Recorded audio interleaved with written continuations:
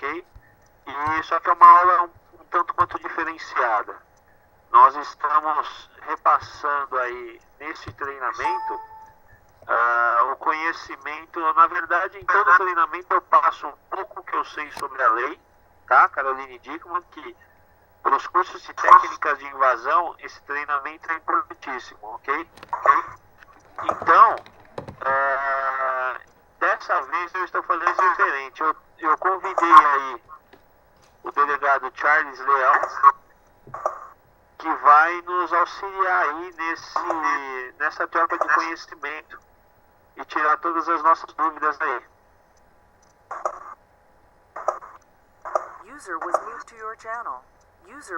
Charles, eu gostaria que você se apresentasse e falasse um pouco aí do seu trabalho, e aí depois nós já entramos no assunto de vez. O que você acha?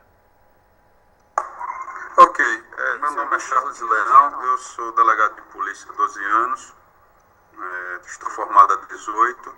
Atualmente estou assumindo o grupo de repressão aos crimes por meios eletrônicos aqui no estado da Bahia. Anteriormente eu passei quase 2 anos e meio como delegado titular da Delegacia de Repressão ao Estelionato aqui na Bahia. Sou professor da CADEPOL daqui e sou professor na DESG, onde eu ensino atividade de inteligência e legislação correlata. A gente saiu da Delegacia de Estelionato e agora estamos só absorvendo em contribuição para reprimir crimes, fraudes eletrônicas. Então, em suma, esse aqui é o que eu faço atualmente. Joia. Então, hoje, você fora o processo normal de crimes, você também tem atuado bastante aí na repressão para crimes digitais, correto? É correto. Nosso grupo, aqui a gente dá muito apoio às outras unidades. Porque o que a gente percebe? Hoje, 95%, 96% dos delitos que estão no Código Penal ou nas outras legislações podem ser cometidos através da internet. Eu sempre falo que pode ser cometido um crime de homicídio, não é? Você invade, um exemplo clássico, você invade o sistema operacional de um hospital e desliga a UTI de homicídio. Você pode cometer o crime de tráfico de drogas, narcotráfico. Você pode cometer, uma lei afeta a Lei Maria da Penha, seria Delegacia de Atendimento à Mulher. Então, o grupo, na verdade, a minha observação que eu faço do grupo é que o grupo não pode, não tem como atividade fim o combate direto. Entendi. Mas, por exemplo, pelo que você conhece da nova lei, se você pega um pedófilo, por exemplo, tá? Hoje em dia muita gente fica preocupada com a lei, etc., mas na minha crença, essa lei vai ser mais rigorosa para quem é carder, ok? Para quem faz aí roubo de dados de cartões de crédito, banker, né, também, e aos pedófilos, correto? Então a minha dúvida principal é o seguinte: começando do zero, depois nós vamos entrar um pouco mais em detalhe na lei. Começando do zero, como que inicia um processo? Vamos supor, existe aí um determinado suspeito, e esse suspeito ele é um pedófilo, tá? Você tem a suspeita de que ele é um pedófilo. Como que inicia o processo? Quais são os primeiros passos? Antes de continuar, eu queria pedir ao ISP que desativasse o som ou colocasse no push to talk, por favor.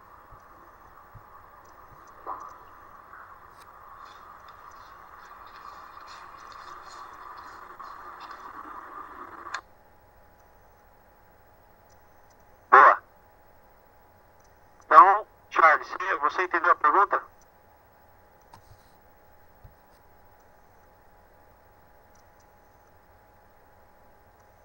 Acho que ele caiu, hein? Caiu, velho.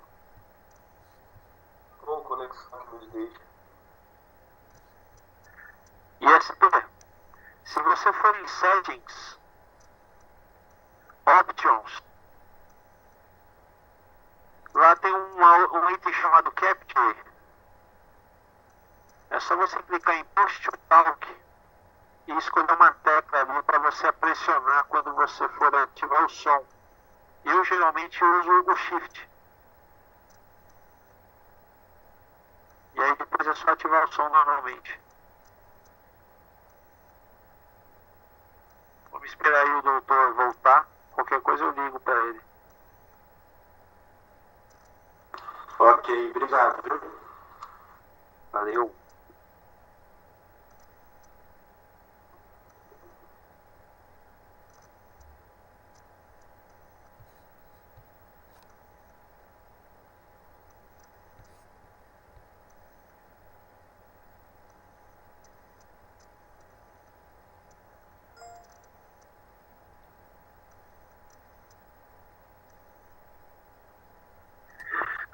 O Juca Chaves não achou o quê?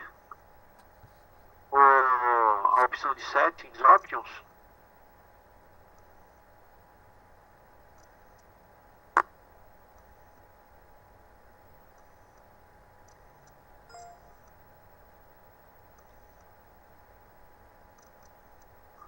No Mac fica lá em TeamSpeak Preference. Aí vai abrir uma janelinha e lá tem o Capture. Boa. Eu recebi um WhatsApp aqui do Charles, o doutor, e ele vai reconectar aí. Ele tá tão assustado que eu acho que ele utilizou o VPN, hein, cara. Tá certo, né?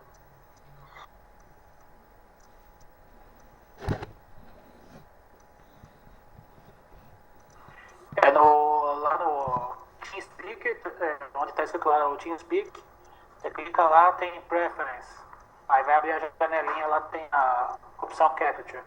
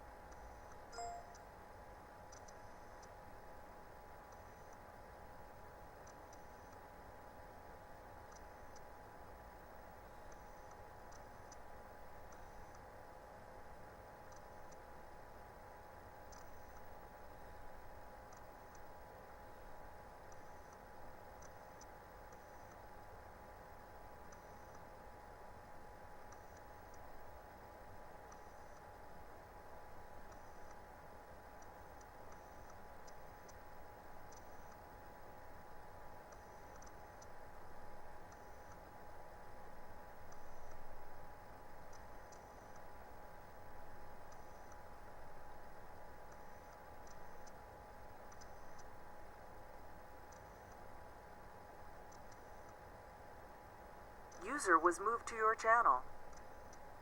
Seja bem-vindo de volta, Charles.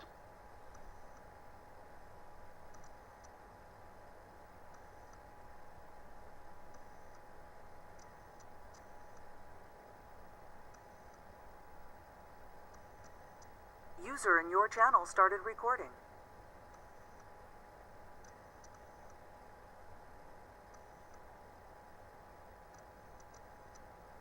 Charles, embaixo do Connection existe ali o primeiro ícone ali, mostra que você está ausente. Clica nele de novo, que aí você volta ao seu status normal. E aí e tem um microfone com xizinho também. Deixa o seu status normal para a gente ver se a sua conexão está ok.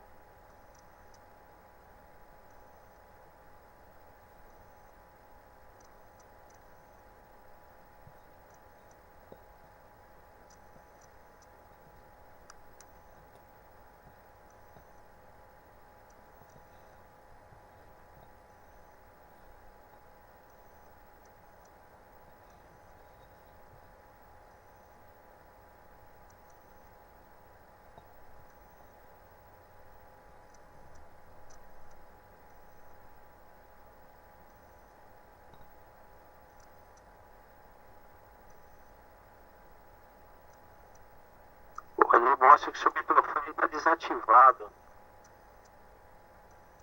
no terceiro botão da esquerda para a direita, você tem um microfone com X ali. Vê se não é isso. Boa! Foi agora, irmão? Foi. Então, é bem provável que você não ouviu uma pergunta, né?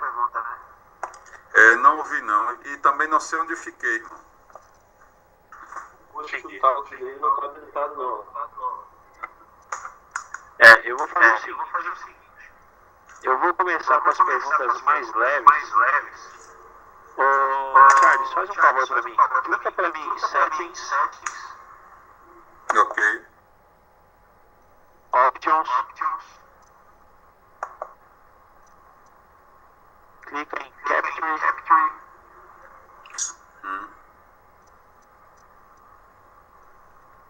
Seleciona Shift.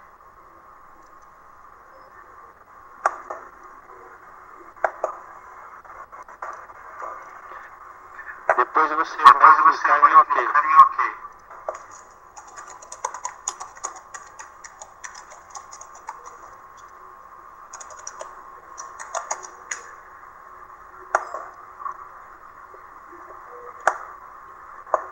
Isso, aí você vai fazer o seguinte, você põe em Settings, Options, Capture. Em Capture Mode, deixa a primeira opção mesmo. E na terceira opção tem o Capture Mode, Capture Device e tem Push to Talk. Cima do Push to Talk e pressiona o Shift e dá OK.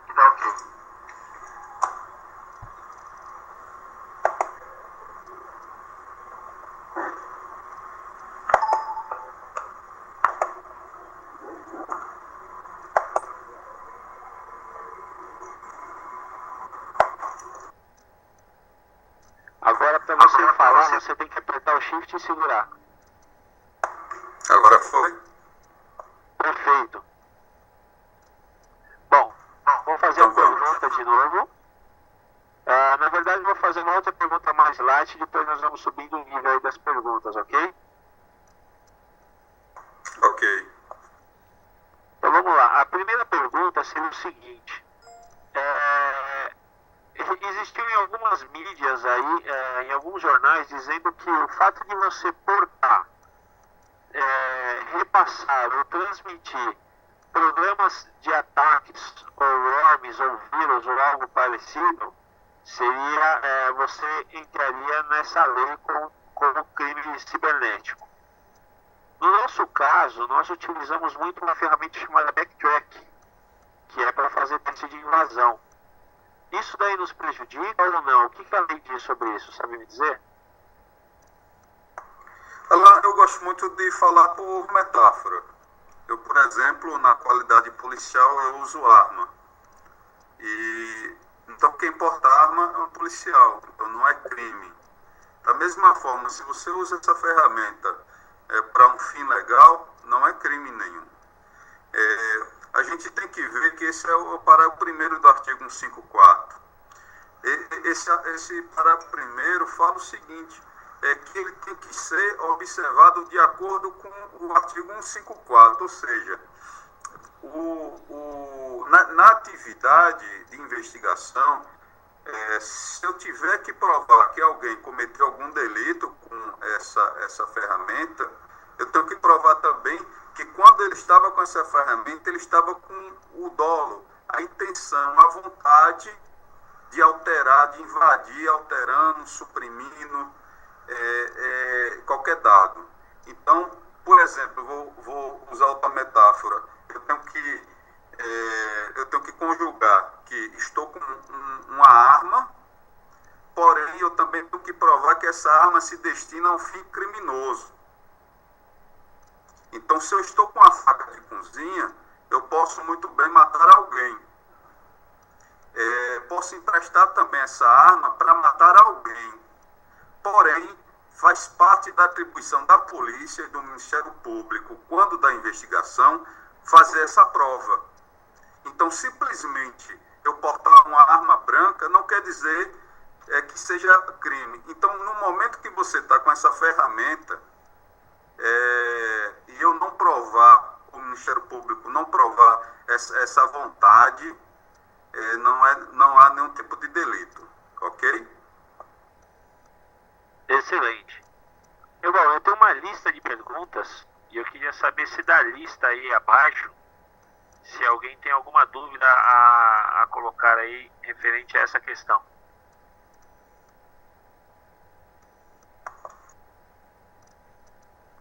Senhores, ninguém tem dúvida por enquanto? Não. Por enquanto tá tranquilo. Joia. Show de bola. Bom, então, continuando. Outras dúvidas também que me apareceram é o seguinte. Hoje em dia, vamos supor que nós, no nosso caso, a maioria das pessoas que estão aqui na sala, nós fazemos aí testes de invasão.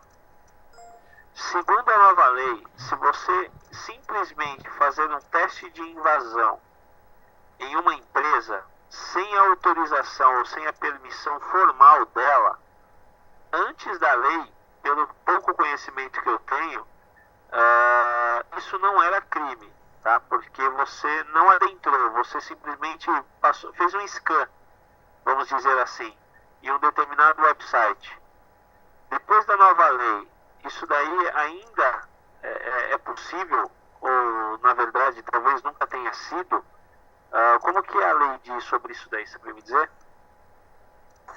Olha só, a primeira coisa que eu me deparava enquanto nessa atividade, o que eu achava engraçado, era inicialmente, se eu ou qualquer outro policial, nós invadíssemos uma residência, essa residência é de um suposto criminoso, e esse suposto criminoso tem uma larga ficha criminal, ok?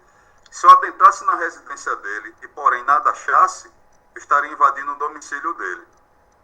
É crime, artigo 150 do Código Penal. Agora, o que havia anteriormente era o seguinte, que se eu viesse a invadir e fizesse a mesma coisa, só que eu estou fazendo um ambiente virtual, eu bisbilhotasse, olhasse, verificasse o que é que essa pessoa tem dentro da sua máquina, não é crime, não era crime. Então, eu achava muito interessante essa questão, a ausência do legislador em se preocupar com isso. Pronto, veio a Lei Carolina Dickmann. Com a Lei Carolina Dickmann, aí tem algumas coisas interessantes em relação a ela. Ela diz o seguinte, aí vou usar novamente de uma metáfora. Ela diz o seguinte, que invadir, ok, mas invadir a casa tem que ter porta, ou então se tiver porta, a porta tem que estar fechada. Então não é meramente eu invadir, eu preciso ultrapassar um mecanismo de segurança, eu tenho que arrombar a porta. Se não tiver porta na casa, ou se a porta estiver aberta, não há nenhum tipo de delito, ok? Outro aspecto que a gente pode falar também em relação a essa questão, você apenas varrendo, verificando vulnerabilidades, você não está cometendo nenhum delito. Agora, se provar, na questão da prova, da evidência, se provar que ali você estava já no caminho para a invasão, tá? Se você estava já preparando uma anterior invasão sem o consentimento do proprietário, aí você incide nessa norma na tentativa dela, na tentativa do cometimento do crime, entendeu? Então você você varreu, você verificou vulnerabilidades. Agora você não tem o interesse de invadir. Então tudo é uma questão muito subjetiva. Isso fica a cargo da polícia, tá? Evidenciar esse fato, que você já estava predeterminado a invadir. Mas não é só invadir. Você tem que ultrapassar o mecanismo de segurança. Você tem que, além de invadir, você tem que adulterar, não é? suprimir, e tem outro verbo agora também, por isso que eu achava interessante eu ver até a lei. Você tem que não só invadir, você tem que suprimir, alterar ou subtrair. Você invadir, ultrapassou o mecanismo de segurança e você apenas olhou, a norma diz que não é crime. Porque no direito penal há o princípio constitucional da reserva legal.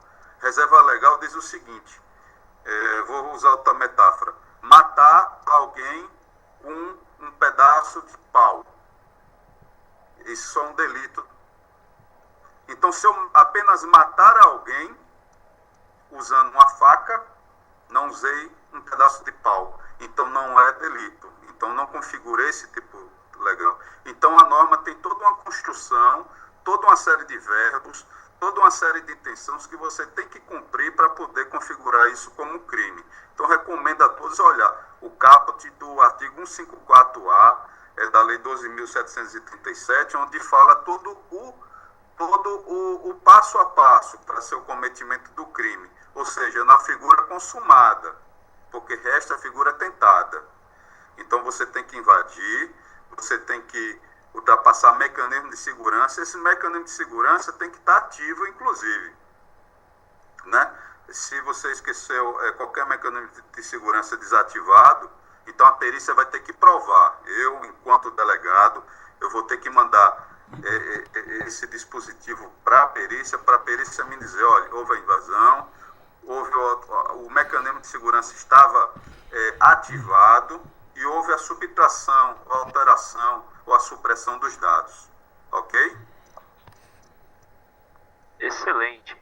Então, significa o seguinte, levando um pouco mais para o termo que a molecada conhece, se você de repente pegar um determinado servidor, porque o que acontece? Tem muita gente que ganha dinheiro da seguinte forma: eles pegam uma determinada empresa, um determinado site, pegam uma ferramenta de scanner, faz um scan para tentar achar determinadas vulnerabilidades e manda um e-mail para o responsável do site dizendo que possui algumas vulnerabilidades.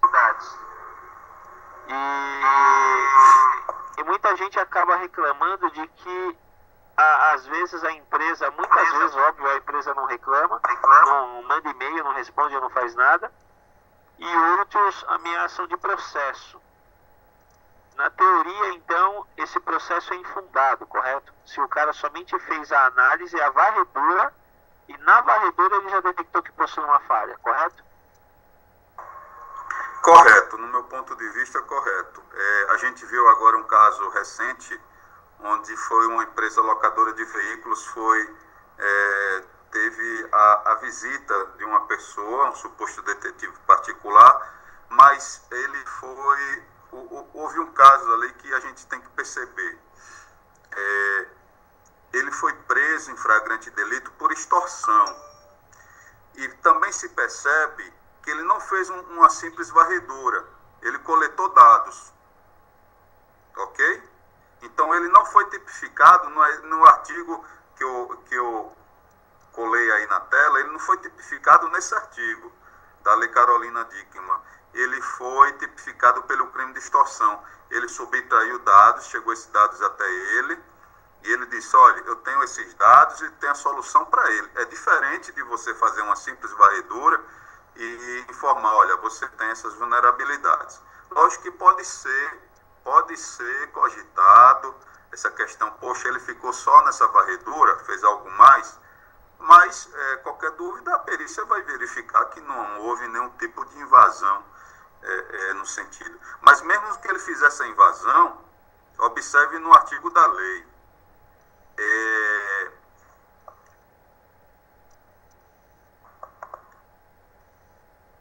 observe o artigo da lei, invadir dispositivo informático alheio, tá? Aí ele tem que, mediante violação, como eu te falei, e com o fim de obter, adulterar ou destruir dados ou informações, ok? Então, se ele apenas invadir, sem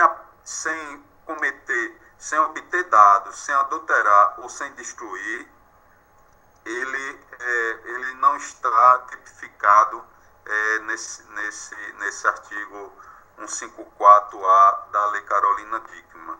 Agora eu posso também dar um exemplo prático que eu tive agora. Eu estou apurando um fato. Qual foi esse fato? A moça foi funcionária de uma empresa e ela guardou muitas provas sobre direitos trabalhistas que ela tinha no e-mail dela. E ela chegou até a unidade e disse o seguinte: olha, eu acessava meu e-mail, de repente esse e-mail, a minha caixa de entrada, tudo que eu tinha lá, apagaram. Aí vem a questão do delegado e do conhecimento jurídico que ele tem. Aí eu me lembro, aí lembro a vocês, a questão de invadir. Eu comecei a fazer uma construção mental e fiquei tentando tipificar essa conduta. Como é que isso aconteceu? Então eu presumo o seguinte: o administrador da rede, que tinha acesso à rede, não é, de forma privilegiada, conseguiu o e-mail dela e apagou todos aqueles dados que tinha, que serviriam como prova no processo trabalhista. Então, não está incidido o artigo 154A, mas, porém, tem a violação de segredo. Essa violação de segredo, o artigo 150, 151, 152, fala o seguinte, que a informação que é privilegiada, o administrador de redes tinha aquela informação privilegiada, de senhas dela, e de posse daquelas informações, ele traiu aquela confiança. Então, ele irá responder... Mas, delegado, era e-mail pessoal ou da empresa? Bem, se fosse da empresa, teria que, dentro da política de segurança da informação, ela ter autorizado, não é isso? Ela, ao que me trouxe, não autorizou, não houve previamente nada. Mas foi o e-mail, tanto funcional, corporativo, como também um e-mail particular dela. Ok? Aí a gente tem duas observações a fazer, e fazer dois paralelos. Olha, uma coisa é dados estanques. Então, se tem arquivos, então, e se a pessoa invade, aí eu já estou fugindo um pouquinho dessa questão. Essa questão da moça, eu acredito que eu vou tipificar como violação de segredo profissional e vou aplicar nesse sentido, tá? Para que não fique impune a conduta. Porque essa lei aqui só passou a valer a partir de dia 2, só passou a vigorar a partir do dia 2 de abril. Mas a gente tem outra observação que eu falo. Uma coisa é fluxo de dados, não é? Vocês sabem mais do que eu. Outra coisa é o dado estanque. Quando a interceptação, quando você pega esses dados estão em fluxo, então você está na borda, a pessoa responderia, inclusive o administrador da rede, nesse caso, responderia, inclusive, por interceptação ilegal, é o chamado grampo. Por isso que a preocupação de quem é administrador de rede, de empresas que tenham estabelecido a política de segurança da informação, autorizando, para que ele não venha responder pelo crime de grampo, ok? A informação está em fluxo e essa informação é interceptada na borda, ok? Outra questão é se a informação tiver estanque, o dado está estanque. O dado estando estanque, incide aí na Lei Carolina Dickmann, mas pode haver as duas condutas, tá? Eu posso tanto implantar na segunda parte do artigo 154, instalar vulnerabilidade, é o caso de espionagem industrial, claro, sim. Então, se não tiver uma política de segurança definida dentro da empresa, aí a pessoa pode responder pelo grampo e na forma da Lei Carolina Dickmann. Ok, Alan? Perfeito. Senhores, tem algum comentário, alguma dúvida?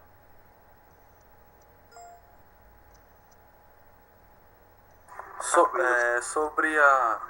uma questão sobre a instalação de arquivos executáveis maliciosos na máquina quando o usuário ele recebe um e-mail e nele contém um arquivo malicioso. Ele acabou clicando no arquivo, infectou a estação de trabalho dele. No caso, isso entra em algum artigo da lei. No caso, a pessoa que originou o e-mail vai responder por algum tipo de crime? A gente pode observar que nesse artigo que eu postei aí, o tipo dele, o artigo 154, na última parte tem instalar vulnerabilidades. Não importa como é que você vai instalar, se essa vulnerabilidade vai ser instalada com contato físico do atacante com a máquina, ou se vai através de um e-mail ou de qualquer outro meio qualquer. Então não importa. Então a gente verifica que esse artigo 154A, que é o principal artigo da Lei Carolina Dickmann, ele tem duas partes, são dois verbos. Uma é invadir, tá? Preenchendo toda aquela questão. A outra é instalar vulnerabilidade. É justamente esses casos de malware, onde até, e observe lá, que ele fala o seguinte: instalar vulnerabilidade com o objetivo de obter vantagem. E o legislador não disse qual tipo de vantagem. Ele não disse se era patrimonial ou sentimental. Um namoradinho com ciúme, ok? Então esse namoradinho com ciúme instala um malware. Ele também incide, não importa o tipo de vantagem. É vantagem de qualquer ordem, ok? Ok, obrigado. Então, respondendo ao Tux, o Tux chegou um pouco atrasado ali, ele perguntou se o fato de portar programas como scanner de vulnerabilidade, etc., no caso seria um backtrack da vida. Isso daí já foi respondido, Tux. É que como você chegou atrasado, só para dizer para você que desde que prove que você não vai utilizar isso daí para o mal, então significa que não é ilegal, ok?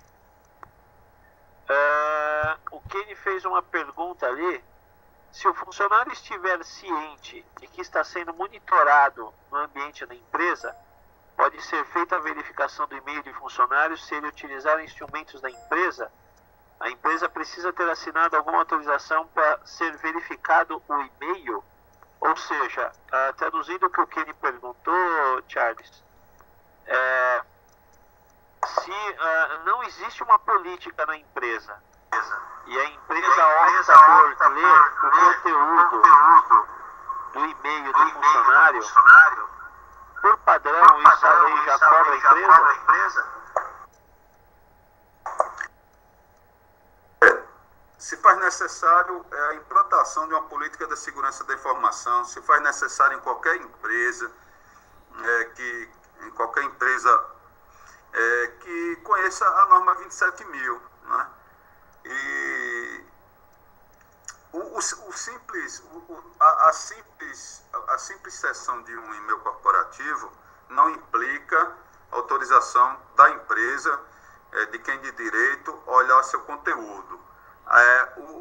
O que a gente observa pelas decisões de tribunais é que, além de ceder um e-mail corporativo, também o usuário tem que assinar que está consciente, tá, de que aquele e-mail corporativo pode ser monitorado, ok?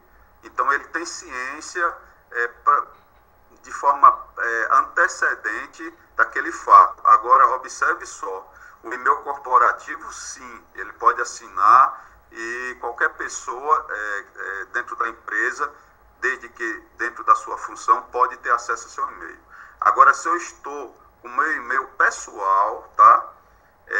Caso alguém venha da empresa a olhar o conteúdo, estará incidindo no crime de grampo, interceptação ilegal, de interceptação ilegal telemática, tá?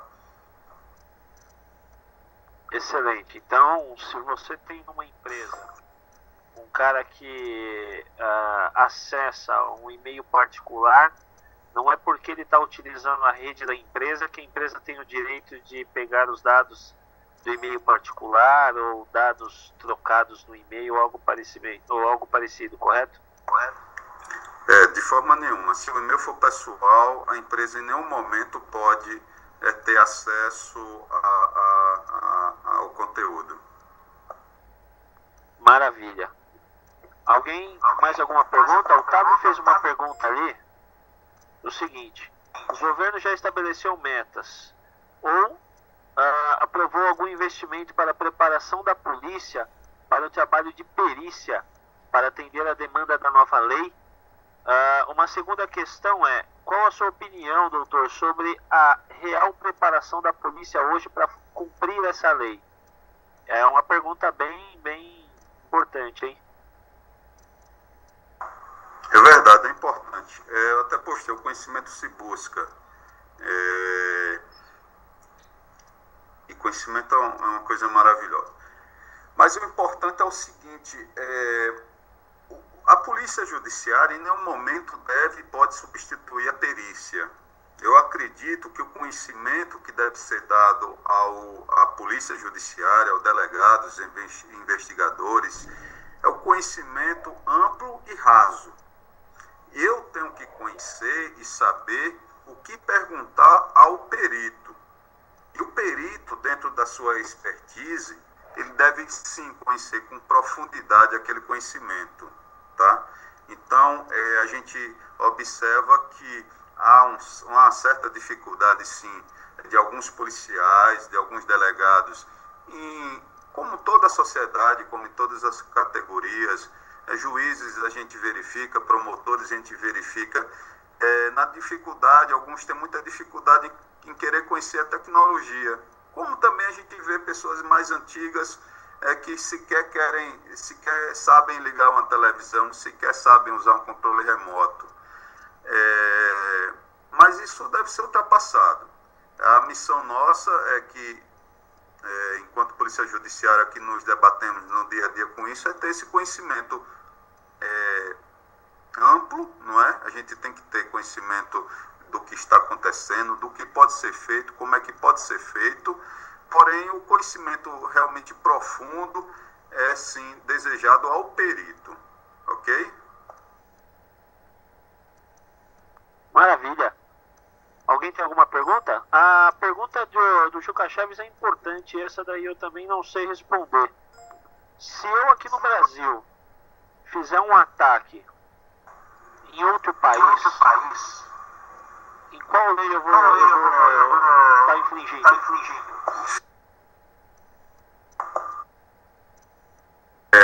Bora usar outra metáfora? Você está na fronteira do Brasil com o Paraguai. Você está de posse de um fuzil, ok?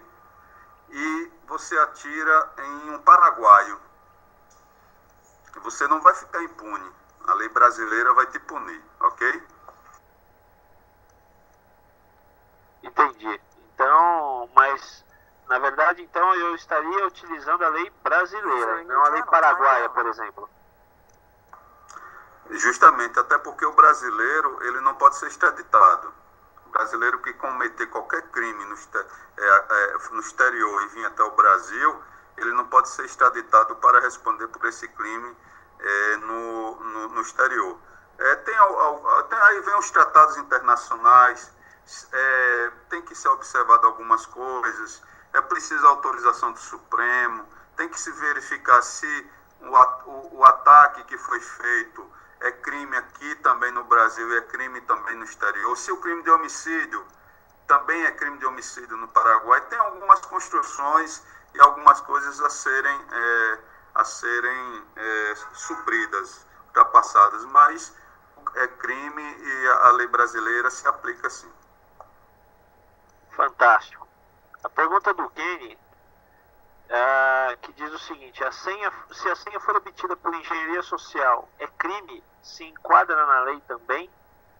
O cara, através de engenharia social, existem dois tipos de engenharia social, Kenny. Você pode utilizar a engenharia social para simular uma página fake e obter essa informação, e você também pode utilizar a engenharia social, que é o fato de você conseguir conseguir que a pessoa te passe essa informação de forma pessoal.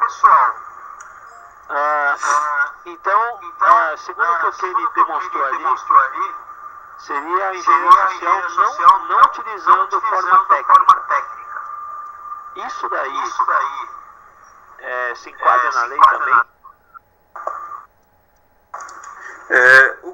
Essa lei Carolina Dickmann é uma coisa que veio como um salvador da pátria para nós. Mas, na verdade, ela é uma lei um tanto falha, mal redigida e que pouco serve. Eu sempre falo, quando me chamam para conversar sobre crime eletrônico, eu sempre falo o seguinte: a sociedade, os aplicadores do direito que não estudaram, eles sempre procuraram chifre em cabeça de cavalo. Se eu usar engenharia social e conseguir uma senha, e essa senha, com o uso dessa senha, eu conseguir uma vantagem patrimonial ilícita, é crime de estelionato. Não precisa uma legislação. A gente verifica aí na internet que se fala bastante que 95 a 96% das atividades maliciosas na internet já tem tipificação legal, já tem lei. Então, o que acontece? Não importa o meio. É que eu falei logo no começo da nossa conversa, é que se eu matar alguém com um disparo de arma de fogo, esse projétil atinge letalmente a vítima, pouco importa a diferença do resultado daquele se eu invadir uma rede de um hospital e conseguir desligar o aparelho que a pessoa está ligada na UTI. O que importa é o bem jurídico protegido. Então, independente se é engenharia social, independente de qualquer meio que for, a gente tem que sempre observar o resultado. O agente pretende o quê? O agente da conduta pretende o quê? Oferir essa vantagem ilícita, oferir qualquer outra coisa. Então, a gente vai ter que observar e fazer a aplicação da lei em cima da vontade dele, independente do meio, ok? Fantástico. Então, na verdade, o fato dele obter ali a senha através de engenharia social não significa nada. Se ele efetuar uma ação final, se ele conseguir uma invasão ou se ele roubar dados ou algo parecido, isso daí sim vai se enquadrar na lei, correto? Ok, aí como o colega Rodrigo postou aí, 171, tranquilo, 171 é o estelionato. Então apenas ele conseguiu praticar o crime do estelionato utilizando engenharia social ou através mesmo um furto mediante fraude. O atacante instala um malware e esse malware consegue, através da máquina da vítima, fazer uma transação bancária. É furto mediante fraude. Então já tem a tipificação legal para isso, ok? Não precisa, falta sim alguma legislação, falta. Eu acho que o que mais se precisa ainda não foi definido, que é a questão dos logs. A gente estava até observando que hoje teve uma reunião da Anatel, mais uma vez falando sobre guarda de logs, que o Marco Civil está prevendo aí 1 ano, a Polícia Federal afirmando que deveria ser necessário 3 anos, e eu falo que nem a Polícia Federal necessita. Eu acho que toda a sociedade precisa ter uma certa garantia da guarda desse log. Hoje, nenhum provedor é obrigado a guardar um log por um dia. Não existe essa legislação. Parece-me que tem a Anatel uma mera recomendação, mas recomendar é dar conselho. O conselho se segue se quiser. Então, hoje, ninguém é obrigado a guardar um log por um dia. Ok? É legal. Perfeito. Eu posso fazer uma pergunta, não? Fica à vontade, Oliveira. Em conclusão, pelo menos foi o que eu achei aqui, então se, por exemplo, eu fizer uma invasão numa casa, fisicamente falando, tá? Arrombar uma porta, e numa casa, no escritório, e me apossar de pastas com documentos, arquivos sigilosos, eu vou ser julgado da mesma forma se eu fizer isso via computador, se eu invadir um servidor e pegar arquivos confidenciais?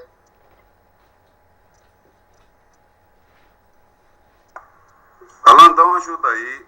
Não consegui ouvir com clareza não a pergunta. Por favor, repete aí. Repito sim. Por exemplo, se eu realizar uma invasão num escritório e arrombar a porta para o escritório e me apossar de pastas de documentos sigilosos, arquivos, etc. e tal, eu vou ser julgado da mesma forma que se eu fizer isso por meio de dispositivos informáticos, por exemplo, eu fazer uma invasão num servidor e me apossar desses arquivos. Eu vou ser julgado no tribunal da mesma forma? Existe alguma diferença de critério? Não, olha, ele invadiu por meio de uma invasão de computador, então o julgo dele é diferente, ou não, ele invadiu pessoalmente, o julgo dele é diferente porque poderia oferecer perigo a pessoas ali dentro. Como é que funciona essa questão? É uma questão interessante, a gente já começa a estender um pouco mais o assunto. A legislação vai tipificar várias condutas e, tipificando essas condutas, tenta proteger bens jurídicos como a vida, como a privacidade, como a intimidade, como a propriedade intelectual, etc. A legislação também informa que há crimes meios. Por exemplo, esses crimes meios são absolvidos pelo crime fim, ou seja, eu falsifico uma carteira de identidade e vou até o banco para cometer um crime de estelionato. Os tribunais já disseram, poxa, a falsificação era crime meio para ele cometer o crime de estelionato, então se absolve, ele só responde por estelionato. A legislação, nesse caso que você está falando, são duas leis diferentes. Ele, de uma parte, o fim dele é subtrair talvez uma espionagem industrial, aí ele ofende a propriedade intelectual, ele subtrai dados, causa um grande prejuízo à empresa de forma física, então ele vai incidir na lei de propriedade intelectual, que protege a propriedade intelectual. Eu até passei um link para vocês aí, que eu acho muito bom. Esse link é formado com a coletânea de uma advogada-geral da União e é disponibilizado pelo Gabinete de Segurança Institucional. O Gabinete de Segurança Institucional hoje é o órgão central, substituindo até a ABIN. O órgão central no CISBIN. A ABIN responde a ela. Então, tem toda uma legislação atinente à segurança da informação, e com certeza ela vai ter essa lei da propriedade intelectual. Então, o agente cometeu... são dois fatos distintos e duas leis aplicadas de forma distinta. Uma coisa, eu invadi e subtraí esses dados, ok? Então, vou responder na forma da lei da Carolina Dickmann. E a lei Carolina Dickmann também fala a respeito de impropriedade intelectual. Então, ela vai ter uma causa de aumento de pena, mas uma causa de pena até insignificante. De outra forma, então, se eu for virtualmente invadir, aí eu vou responder pela lei Carolina Dickmann, artigo 154, de forma majorada, vai ter um acréscimo de pena. Se eu invadir um local físico, a violação daquele local vai ser entendido como um crime meio para a obtenção daqueles dados protegidos pela propriedade intelectual. Eu vou responder por outro delito, ok? Não sei se é porque direito penal é muito cheio de teoria, mas eu acredito que deu para passar, esclarecer alguma coisa, ok? Ok, delegado, obrigado, entendi sim. A questão maior foi o fim é o mesmo, mas o meio é julgado com base em artigos, legislações diferentes, o que pode acabar acarretando punições diferentes, consequências diferentes, correto? Só para confirmar. Correto. Às vezes o meio é levado em conta. Não importa se eu matei com arma de fogo ou com faca. O meio pouco importa. Vai ter aumento de pena se eu agir à traição, se eu não ofereci defesa à vítima, algumas causas de aumento de pena. às vezes o meio pouco importa, outras vezes importa sim. A gente tem que observar o meio e tem que observar o fim. O meio para a gente, justamente nesse caso de uma invasão, visando a aquisição de dados defendidos pela lei da propriedade intelectual. Então, o meio utilizei invasão de dispositivo. Pronto, aí vou para a Lei Carolina Dickmann. Mas lá tem um caso de aumento, quando objetiva é a propriedade intelectual. Outra coisa é quando eu invado fisicamente. Aí vai ter invasão de domicílio e mais a lei de propriedade intelectual. Eu não aplicaria a Lei Carolina Dickmann, ok? Ok, obrigado, delegado. Ô, delegado, só uma pergunta, voltando à questão do scanner. Eu fiz um scanner num site, numa empresa, num servidor. User was A moved questão to é o your seguinte: channel. se a empresa resolver me processar por isso, ela pode entrar na justiça, mas aí vai depender da justiça local me julgar culpado ou não, ou a lei, por eu não ter feito nada, eu só fiz o scan, analisei lá que tem uma vulnerabilidade. Ela pode me culpar por isso, ou a lei está um pouco do meu lado por eu não ter feito nada? Vai ser da atribuição do delegado e da própria vítima, suposta vítima, demonstrar que você agiu com o fim intencional, tá, de ultrapassar mecanismo de segurança para obtenção, alteração, supressão de dados. Se faltar alguma coisa, você não cometeu nenhum tipo de delito, ok? Tranquilo, obrigado.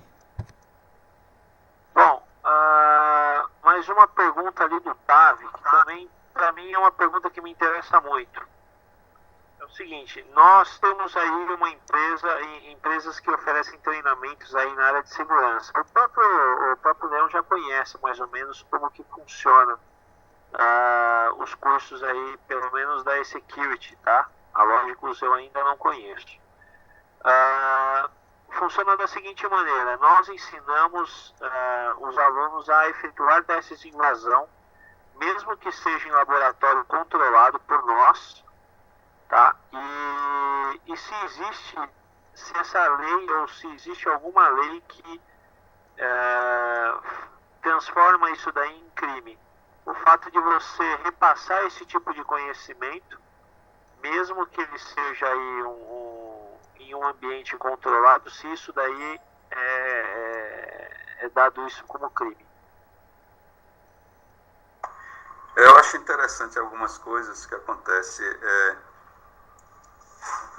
Eu vou fazer também outra metáfora, eu vou usar a arma de fogo. Bora esquecer que a arma de fogo é controlada pelo Exército, ok?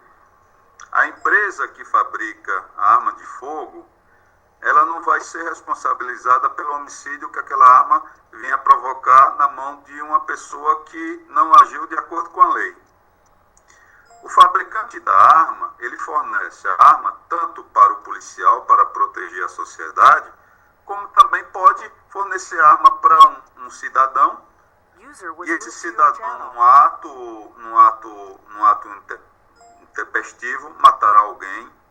Ou então pode também o cidadão ter aquela arma furtada e ser utilizada por um criminoso para assaltar um banco. O dono da fábrica de armas não pode ser responsabilizado, porque não existe responsabilidade objetiva no direito penal. Só existe, quando eu falo responsabilidade objetiva, de forma contrária à responsabilidade subjetiva. O que é responsabilidade subjetiva? É a vontade. Então, eu poderia dizer, a pessoa que tem um stand de tiro pode ser responsabilizado por um homicídio que um aluno veio a cometer meses, dias após ter frequentado stand de tiro? Lógico que não. Apenas não existe também, desconheço qualquer legislação que venha a regulamentar, tal como o Exército regulamenta as armas, tal como o Exército regulamenta a questão de stand de tiros, formação de vigilante, como também o Exército também regula as armas das polícias, etc. eu desconheço qualquer legislação que venha a regular a questão, no caso, de escolas desse tipo. Apenas o que a observação interessante, você faz dentro do ambiente controlado em laboratório. Então, não existe nenhum tipo de crime nisso daí, ok? O conhecimento, eu falo, a roda é uma tecnologia. E essa tecnologia é usada para o bem e para o mal. E a gente vê roda no arado, não é? Na agricultura, como a gente também vê a roda num tanque de guerra.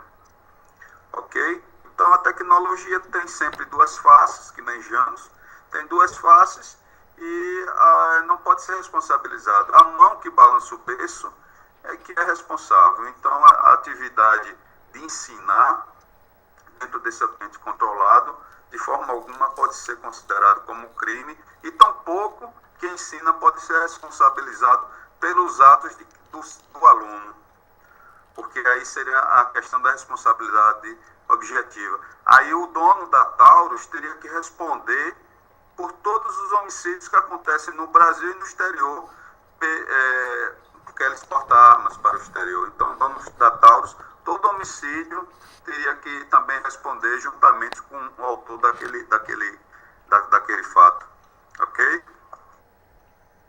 Maravilha. Tá respondido aí, Tavi. Estamos liberados, pelo visto. Maravilha. Alguém tem mais alguma pergunta aí?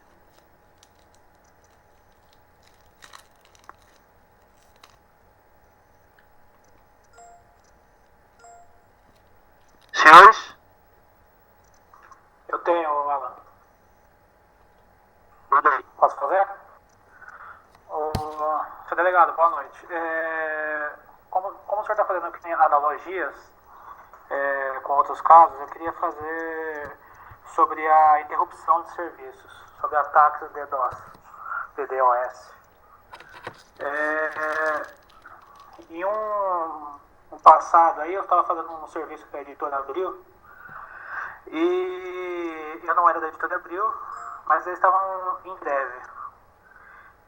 Na verdade, nem todo mundo estava em greve, mas eu não conseguia entrar na empresa porque o sindicato não deixava. Eles bloquearam, falaram que se entrasse ia usar força. Inclusive a polícia estava junto, eu falei com o policial falou que não podia fazer nada porque eles têm direito à greve na Constituição. E eu queria saber, e se eu fizer, por exemplo, se um sindicato fizer um ataque DDoS a uma empresa, querendo derrubar a empresa porque está falando que é por causa de uma greve. Como que a lei vê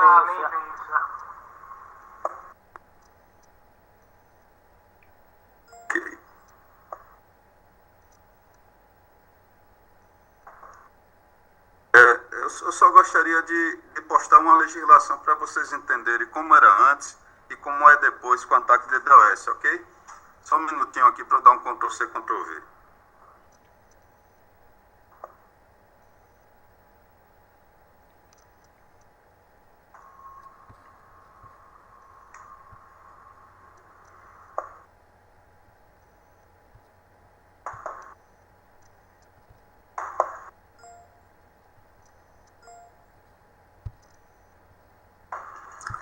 Pronto.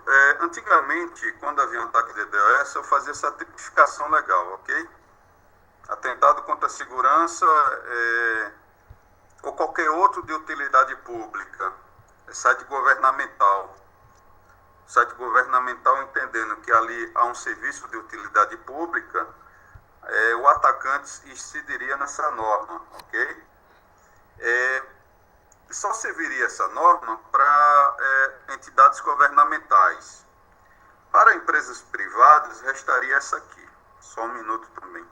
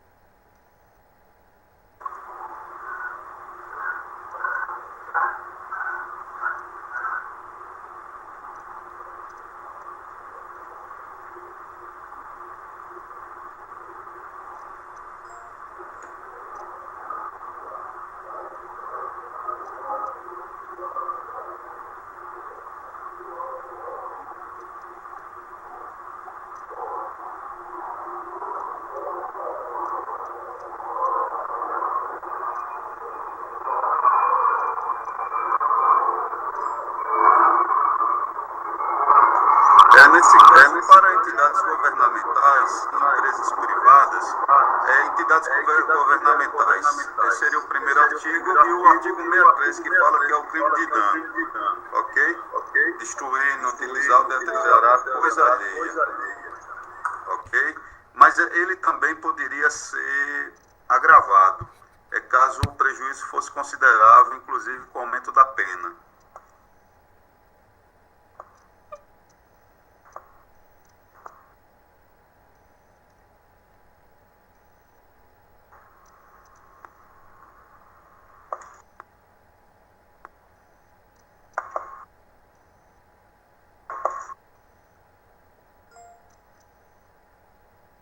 Então aconteceu o seguinte, por exemplo, fez um ataque contra uma grande empresa comercial, ela deixou de vender a um grande prejuízo, então seria o dano qualificado, onde inclusive seria uma pena de 6 meses a 3 anos. Ou seja, se fosse uma entidade governamental, eu colocaria assim, tipificaria como artigo 265, atentado à utilidade pública, porque deixou de prestar serviço à população. Também eu colocaria o crime de dano. O crime de dano dependeria da perícia. Eu verificaria a energia elétrica que foi gasta, eu verificaria toda a questão envolvida em relação a sites governamentais, o que se gastou com mão de obra, etc.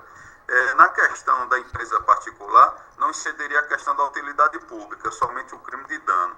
Mas eu demonstrando que aquele dano é considerável, ou seja, deixou de vender durante aquele período, muito em relação à empresa, porque para uma pessoa muito uma bicicleta, para outros muito uma Ferrari. Então eu teria que olhar a questão empresa e o dano para ela, se é considerável, ok? Aí veio a Lei Carolina Dickmann, aí fez isso aqui, deixou até a pena mais suave, inclusive. Deixa eu postar também.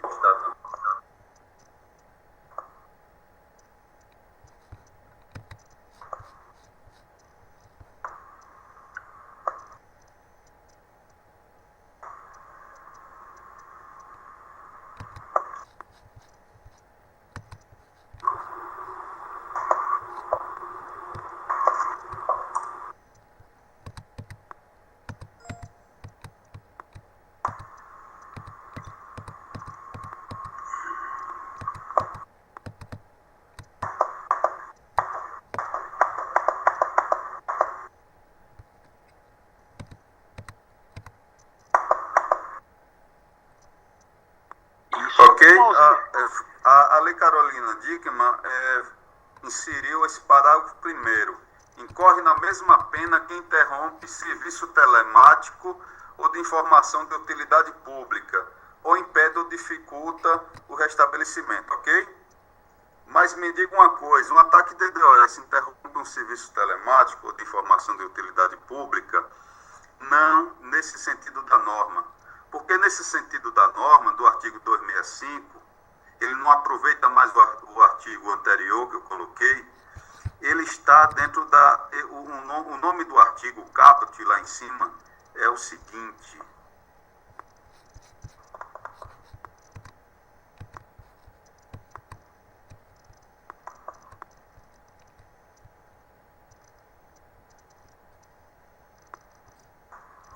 Pronto. É o seguinte, interromper serviço telegráfico, radiotelegráfico ou telefônico, impedir ou dificultar o restabelecimento.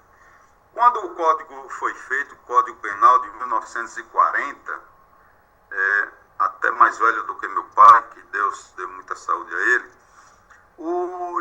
já foi muito debatido esse artigo 266. Esse artigo 266 diz o seguinte, pela interpretação dos doutrinadores, dos estudiosos e dos próprios tribunais. Esse artigo só se aplica quando afeta uma gama de pessoas, uma localidade, por exemplo. Então, quando eu derrubo tão somente um site, eu não vou poder tipificar nesse artigo, no parágrafo único do artigo 266. O sentido da Lei Carolina Dickmann foi barrar os ataques de DDoS ao inserir esse artigo, esse parágrafo primeiro. Mas foi uma tentativa frustrada. Nessa tentativa frustrada, interromper o serviço telemático de informação de utilidade pública implica que eu vou ter que derrubar um serviço telemático no nosso site. Ok? Então, em que pese a Lei Carolina Dickmann veio com esse espírito de tipificar o ataque de DDoS, eu vou ter que fazer o que eu fazia antes, caso venha apurar um delito dessa natureza, é aplicar a legislação anterior. Ou seja, inclusive até se percebe que o delito é menor. Então, o legislador quis jogar para a plateia e terminou não trazendo uma boa legislação para a sociedade. Ok? Se não entenderam, por favor, pode fazer pergunta que eu tento ser mais claro. Pelo que eu entendi, Não entendi. Eu acho que é só. vai se tornar, um ataque de DDoS só vai se tornar crime a partir Só do derrubar o momento telefone, que ele né? causar prejuízo financeiro à empresa. Caso contrário, não é crime, correto? Olha só, antigamente tinha 2 artigos. Então, bora ver quem é um alvo. O alvo é um governo, ok? Um site do governo, a utilidade pública. Então, eu atingi um serviço de utilidade pública. Era assim antes. Então, eu faria aquela primeira norma que eu postei, do artigo 265, se eu não me engano. Pronto. Também eu poderia tipificar como crime de dano, desde que eu quantificasse esse dano, sofreu prejuízo. Ok? Outra questão é o alvo, uma empresa privada. Uma empresa privada não presta serviço de utilidade pública, então eu não poderia aplicar o artigo 265. Eu só aplicaria o de dano. Se não houvesse dano, não seria crime. Ok? Aí veio a Lei Carolina Dickmann. A Lei Carolina Dickmann, pretendendo tipificar o que já estava tipificado, no meu entender, ou o que poderia ser melhorado, criou esse novo artigo, inserindo esse parágrafo primeiro no artigo 266. Só que ele tem essa brecha. Esse artigo é falho, porque ele diz o seguinte, é serviço telemático. Serviço telemático não é um site, ok? E o parágrafo primeiro deve ser interpretado de acordo com o caput, com a cabeça do artigo 266. O Código Penal é de 1940, então já foi bastante debatido.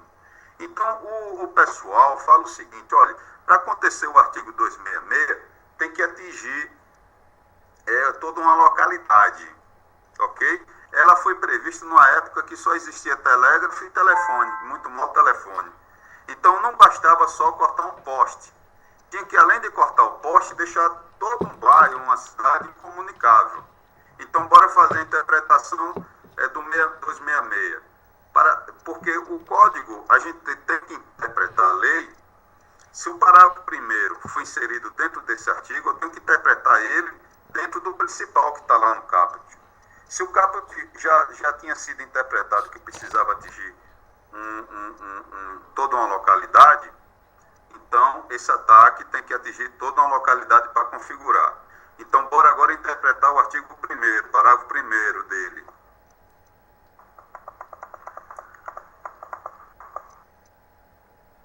O parágrafo 1º dele diz o seguinte, quem interrompe serviço telemático de informação de utilidade pública. O que é serviço telemático? Voz e dados, não é isso? Então, voz e dado, que é o serviço telemático, a gente vê interceptação telemática, voz e dados. Um site não é um serviço telemático. Então, o legislador, no seu afã de atender alguns interesses, esquecendo toda uma discussão que havia há 13 anos, em 4 meses resolveu fazer isso. E dentro disso, ao ele tentar tipificar como delito o ataque de DDoS, ele, na verdade, ele deixou o ataque de DDoS de fora. Ok? Deu para entender melhor? Deu sim.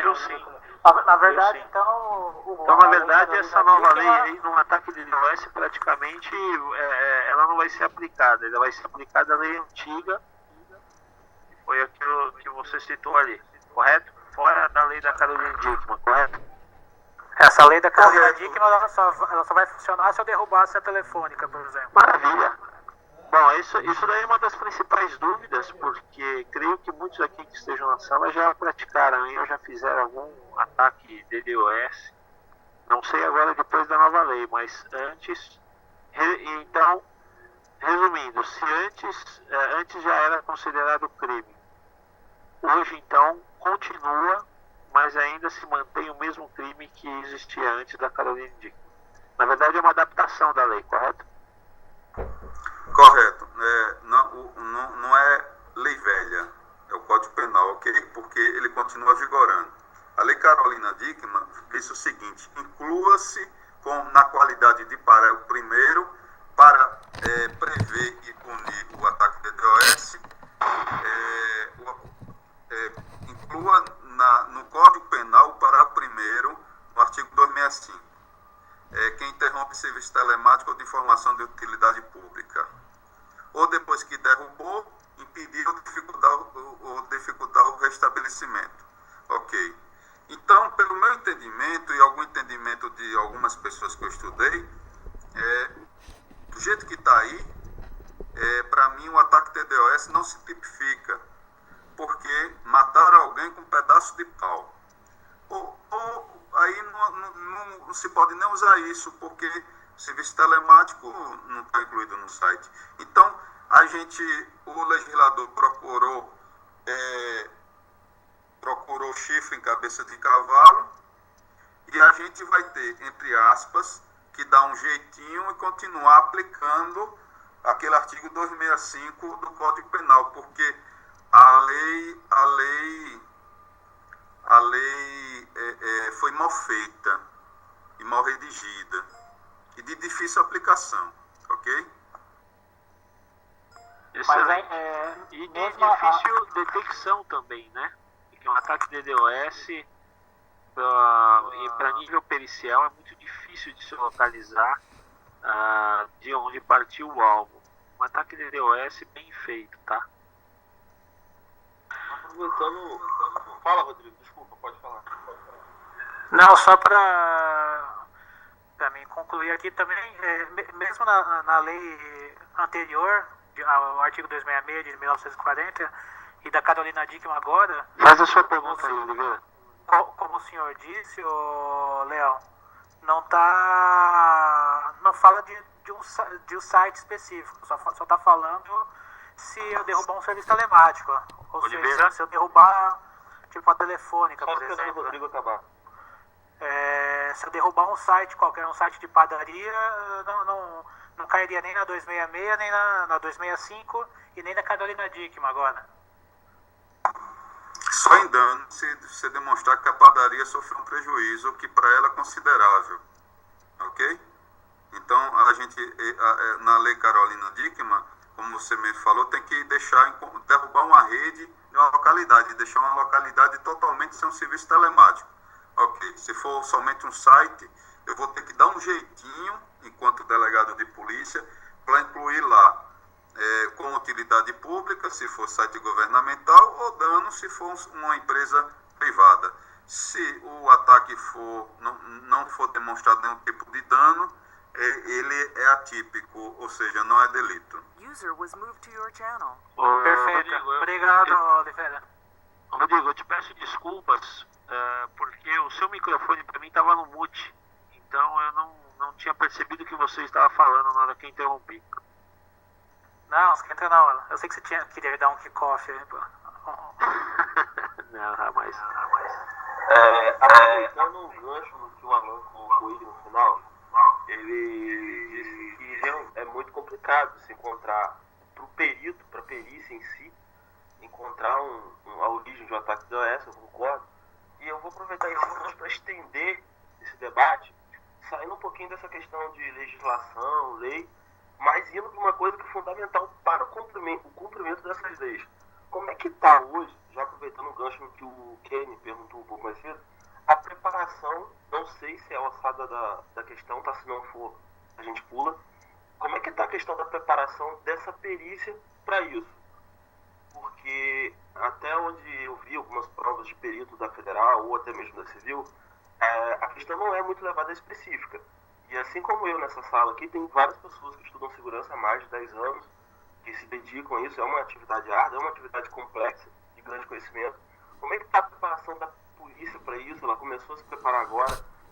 O Estado pode ou vai recorrer a pessoas terceirizadas para uma instrução ou para até mesmo uma perita forense?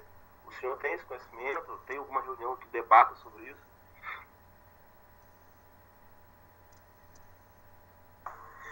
O que eu acredito, aí eu vou falar enquanto estudioso, se fala o seguinte, e meu foco é isso, meu foco é organizações criminosas, ok?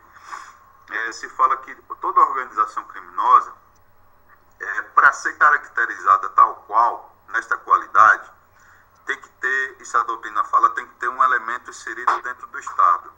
Só organização criminosa porque tem um agente criminoso inserido dentro de informações sensíveis, ok? Facilitando de alguma forma. Hoje já está se estudando o seguinte, que além de ter, para ser uma organização criminosa, além de ter um elemento filtrado dentro do Estado, ou mais de um, também há necessidade da demonstração do uso da tecnologia. Então, a tecnologia está muito usada, está sendo muito utilizada, a gente verifica aí. A polícia está despertando, tem pouco tempo que despertou. A gente tem um problema muito grande porque somos muito demandados, eu falo isso enquanto polícia civil, pelo homicídio, narcotráfico, tá? E hoje as organizações criminosas que utilizam a tecnologia, além de praticar esses crimes, mas elas focam mais o crime contra o patrimônio. Então realmente o Estado precisa se aproximar um pouco mais. Mas estamos avançando, acredito que vai ser um processo árduo. Os organismos internacionais medem a segurança de um país, não é? Principalmente nós, emergentes, pelo índice de homicídio por tantos habitantes. Então, se o cobertor é curto, lógico que vai se puxar mais na repressão ao homicídio, etc. Mas estamos chegando lá. A polícia já despertou e está preocupada e está procurando se aperfeiçoar. É o ideal? Não temos o ideal. Mas estamos tentando chegar próximo. A gente acredita que a gente deu a partida um pouco tarde, mas vamos chegar lá. Vamos chegar lá sim. Boa noite, doutor. Obrigado, delegado. Até porque é uma coisa nova, né, que está começando agora. Só complementando o finalzinho da pergunta, há possibilidade de o governo, a polícia, recorrer à mão de obra privada para poder estender esse tipo de serviço? E eu digo assim, a gente sabe que o Estado está se preparando, isso leva um tempo, é óbvio, claro que não é de hoje para amanhã, mas uma situação que possa acontecer, eu não sei, uma empresa grande sofre uma invasão e precisa de uma equipe de perícia e não tem. O Estado pode recorrer a isso ou a lei impede que se contrate uma empresa privada para isso? Hoje não existe uma legislação adequada para fazer isso. O que a gente pode fazer é nomear peritos e o delegado, qualquer delegado pode nomear um cidadão do povo como perito, ok? Mas eu acredito que a gente só vai conseguir alcançar, não é, essa corrida para a gente ficar entre os 3 primeiros nesse páreo, já que a gente largou tarde. Eu só acredito que se a gente contar com a iniciativa privada, a gente vai precisar muito. Eu acredito que com isso a gente vai conseguir alcançar. Enquanto não surgir essa parceria de forma concreta, de forma até legal no termo de lei, eu acho que a gente vai ficar um pouco mais atrás. Em relação ao ataque DDoS, o que eu posso falar é realmente um ataque difícil de se detectar. Mas ele é difícil se ele não tiver um motivo. E eu falo não tiver um motivo se for, por exemplo, um ativismo político. Então, não tem fica realmente mais difícil. Agora, se for um ataque comprado, não é? For um ataque pago, aí foi o que eu postei aí, siga o dinheiro. Quem ganha com o quê? Eu sempre falo, alguém se beneficia com o fato. Se alguém se beneficiar, bora fazer uma investigação. Podemos não começar pelos IPs, mas a gente pode começar pelos beneficiários daquilo ali. Quem foi o concorrente que foi beneficiado durante aquele tempo? Então, a gente também tem outros mecanismos de forma indireta para se chegar ao autor. Ok? Ok, diretor. Obrigado. É bom saber que o Estado tem essa consciência de que é interessante lidar com iniciativas privadas, até por questão de período de pessoas, do povo, como o senhor falou, uma vez que, assim como eu, tem várias pessoas nessa sala que nós somos white hats, que são praticantes, hackers, mas do bem, e que estamos dispostos a ajudar. Uma vez que o Estado adota essa medida, eu fico satisfeito com essa questão. Obrigado pelo esclarecimento. Boa noite, colega. Pegando um gancho do Oliveira, eu tenho uma dúvida há muito tempo, acho que até já coloquei em pauta em algumas reuniões com o Alan, que muitas das vezes a gente quer ajudar, e só que com essa lei agora, a gente não sabe, fica com medo de ajudar e acaba que o site ou algum alvo lá esteja vulnerável e acaba que a gente avise e esse site acaba sendo hackeado e acaba em nossa conta. Assim, muitas vezes a gente quer ajudar, mas hoje em dia eu acho que muitas pessoas têm receio de ajudar por medo de se tomarem culpado por conta de acontecer algo, entende?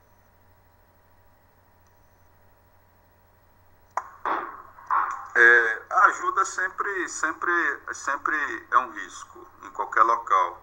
Agora vem muito da consciência de todos nós.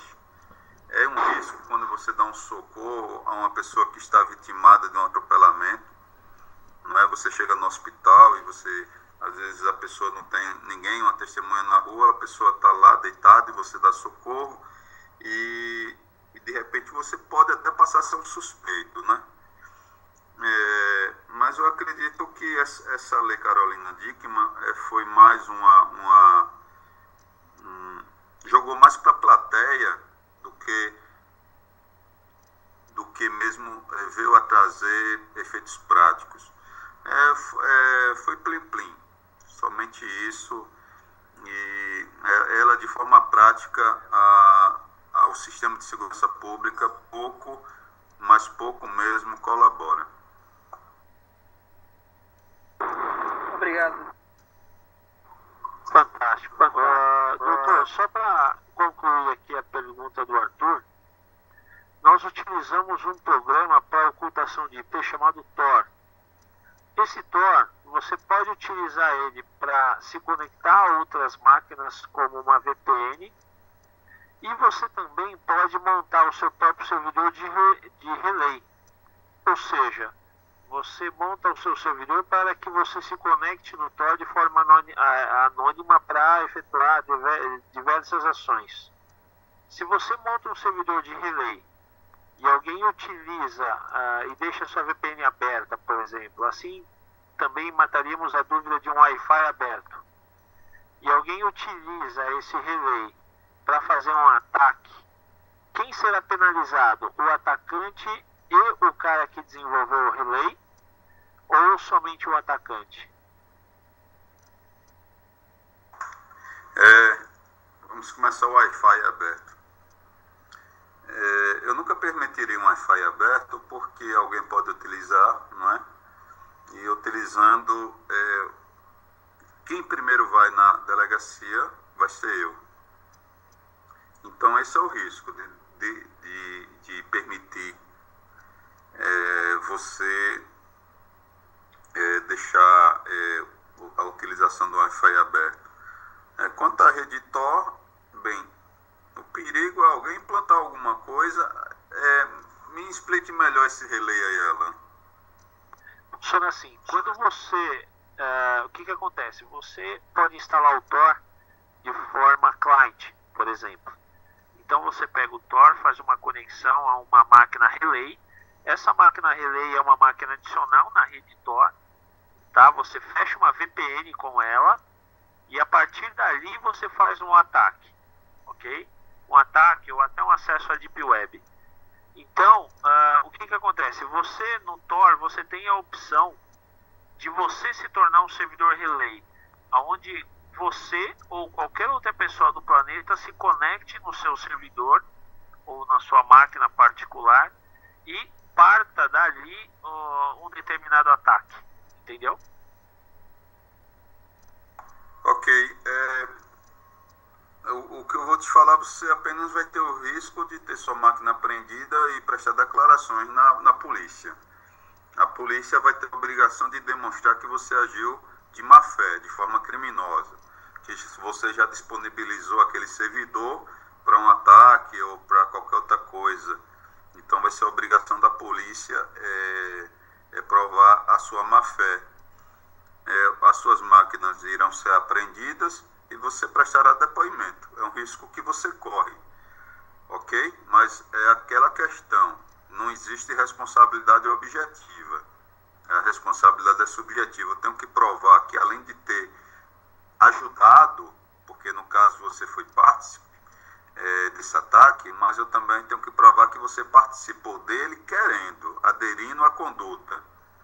É uma questão de risco, tá? Vou dizer, você já está culpado? Não. A minha missão será provar sua culpa. Agora é um risco que você corre. É um risco de uma visita a uma delegacia. Eu vejo aquelas redes P2P, né? Por exemplo, que você disponibiliza e pode ser disponibilizado, até mesmo sem o seu conhecimento, material de pedofilia. Então, de repente, você pode ter um material de pedofilia dentro da sua máquina e você, como a gente chama aqui, pagar um vexame, né? Então, é tudo uma questão muito subjetiva, é custo-benefício, na verdade. Fantástico. Mais alguém? Sem dúvidas? Maravilha. Doutor, uma última pergunta da minha parte. Talvez essa pergunta seja aí bem abrangente, tá? Funciona da seguinte maneira. Se você comete ou se você detecta um determinado... Eu vou citar aqui um crime de pedofilia. Você detecta um determinado pedófilo, ok? Você entra numa sala de bate-papo e de repente você detecta um determinado pedófilo e você consegue o IP dele, tá? É a única informação que você tem. Qual que é o procedimento que vocês utilizam para chegar até esse pedófilo? Vocês, através do IP, você manda um perito, você pega esse determinado IP e o conteúdo.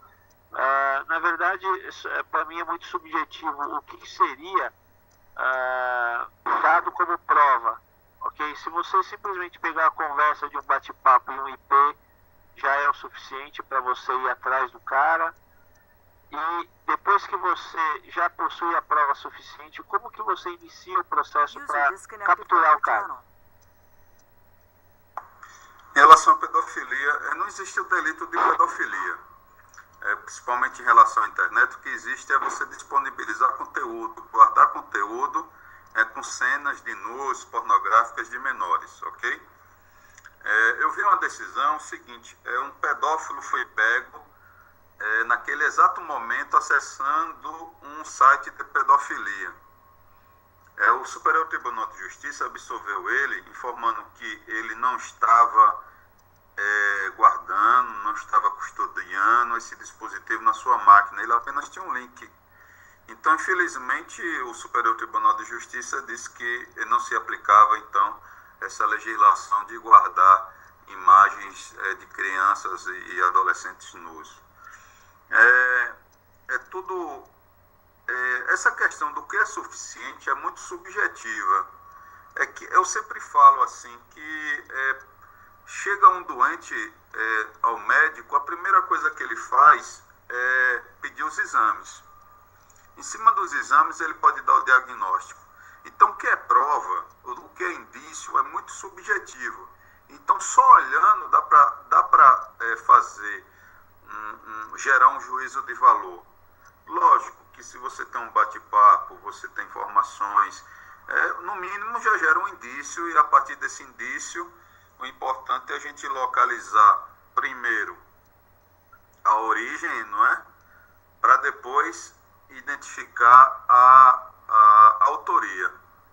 A polícia judiciária que trabalha nesse tipo de repressão a qualquer tipo de delito que tramite por meio eletrônico, são duas etapas.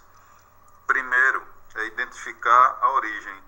Por exemplo, eu estou na rede Wi-Fi, estou na minha casa, tem 10 computadores, tenho 4 irmãos, tenho meu pai, tenho minha mãe, todos acessam a mesma rede e tem um IP externo só, não é? Então, eu identifico, foi na minha residência. Pronto, identifiquei a origem. A partir desse momento, toda a questão de tecnologia é afastada para começar a investigação chamada clássica, a investigação policial mesmo. Então, a gente já identificou a autoria, a origem, agora vamos identificar a autoria. Quem foi que usou aquela rede Wi-Fi com aquele IP, se conectou naquele site que baixou aquele conteúdo pornográfico com cenas de nus infantis, ok, Alan? Entendi, maravilha. E a segunda parte da pergunta é o seguinte: você possui ali, vamos supor que uma página então de pedofilia, e você tem aí o IP da pessoa que postou o vídeo, ou o IP do próprio servidor. Como é que para vocês iniciam esse processo? Você manda isso para um perito, você já abre um processo para ter os dados aí de onde partiu esse IP? Como é que isso funciona, sabe me dizer? Primeiro a parte preliminar, né? Eu não preciso de cartório, de ata notarial. Por quê? Porque eu sou funcionário público, eu tenho meus investigadores e tenho minha escrivã. E minha escrivã, observando o site, a gente pode fazer o download daquele site e a gente faz então a certidão. Ou faz um relatório policial. O policial acessando determinada página, fez o download do conteúdo do site, gera um hash e daí pode startar sim uma investigação. Posteriormente, eu acredito que é necessário, quando da apreensão dos dispositivos, é necessário sim a perícia. A perícia vai usar o Incase da vida, o FDK, alguma coisa assim, e ela vai agir mais profundamente. Para a gente só faz, a gente se preocupa mais de coletar aquela prova etérea, não é? Que pode ser retirada, aquela prova que é volátil. Então vamos baixar logo o conteúdo desse site, bora dar o velho print screen, vamos fazer um relatório, vamos colocar aquele conteúdo daquele site num CD, tá? Com hash, e a partir de então tomar as medidas cautelares adequadas. Maravilha. Então, quando você vai fazer, você detectou aí um determinado indivíduo e você vai fazer a apreensão do computador dele, vocês tomam quais tipos de cuidado? Por exemplo, existe uma ferramenta chamada TrueCrypt. Essa ferramenta ela faz criptografia de disco. Quando a máquina está ligada e o cara já digitou a senha do TrueCrypt, você consegue coletar todos os dados que possui no disco. No meu caso, eu utilizo um desktop. Se você desligar esse desktop, a partir daí, o disco vai ser criptografado.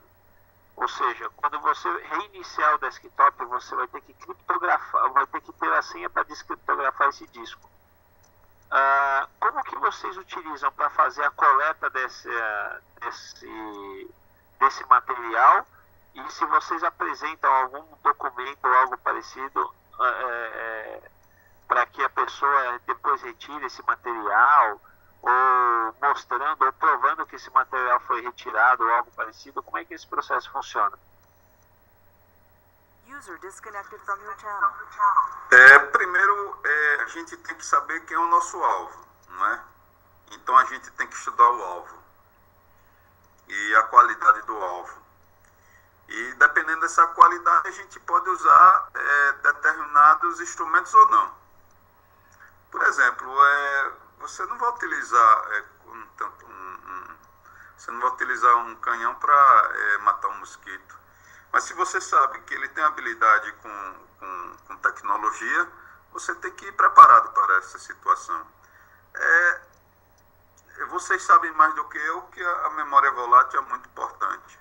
É regra nossa de que se estiver ligado, não desligue.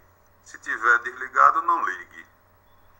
É importante, se a máquina não estiver ligada, a gente pegar essa memória volátil, pegar a memória RAM, tá? E dependendo da qualidade do alvo, a gente vai com os peritos adequados para fazer essa apreensão. No momento da apreensão, esse material pode fazer uma duplicação, uma imagem naquele momento da máquina. É importante a gente informar que hoje as decisões dos tribunais, principalmente quando envolvem empresas, é o seguinte, que a coleta desse material tem que ser feita no local. Então não pode arrancar o servidor e levar, porque vai ter um prejuízo econômico para a empresa.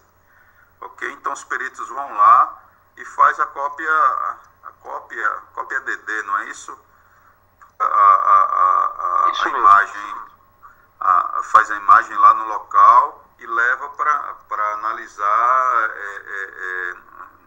em local apropriado, usando as ferramentas apropriadas. Se for preciso levar os equipamentos, os dispositivos, todos eles serão listados, identificados, e a parte pode sim receber uma cópia, tá? É até interessante que ela receba uma cópia, e futuramente, após a perícia, esse material, dependendo de como ele for utilizado, e se também não interessar mais o processo, ele será devolvido. Agora, para ser devolvido, dependendo da utilização dele, é só com ordem judicial. Um procedimento bem forense, né? Posso fazer uma pergunta, não? Fica à vontade. Aproveitando um gancho na pergunta anterior do Alan, como é que a polícia vê, a autoridade vê, no caso, por exemplo, eu encontrei um site pedófilo e eu tomei uma iniciativa de realizar todo um rastreamento, enfim, whatever, catar várias informações, e eu consegui chegar no nível de informação que ajudaria a polícia, tipo 90%, em encontrar aquele cara. Como é que a polícia reage na hora de eu passar essas informações? Seria isso ilícito? O fato de eu ter realizado meio que uma investigação? Eu deveria só ter avisado que eu encontrei e acabou? Como é que funciona? O que te recomendo, colete todos... O que te recomendo é colete... Desculpa, só para acrescentar o do Oliveira, o pedófilo, ele pode me incriminar por eu ter pegado essas informações dele? Boa, Rodrigo.